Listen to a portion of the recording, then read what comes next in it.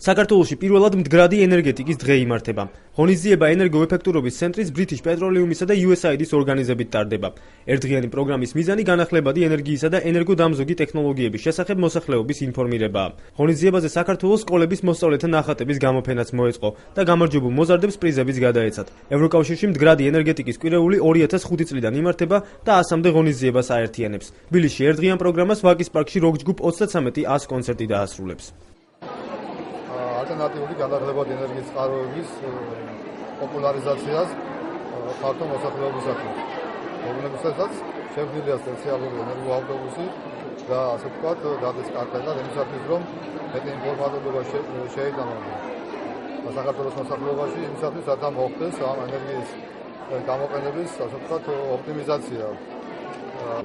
ვცდილობთ, რომ მომავალში გავაგრძელოთ ასეთი დღეების ორგანიზება, რომელიც იქნება, ასე ვთქვათ, ინფორმაციისა და ადამიანების თუ ორგანიზაციების შეკრების ადგილი, რომლებიც ამ იდეოლოგიაზე მუშაობენ, სურთ განვითარება ან სურთ გახდნენ ამ იდეოლოგიის მომხმარებელი.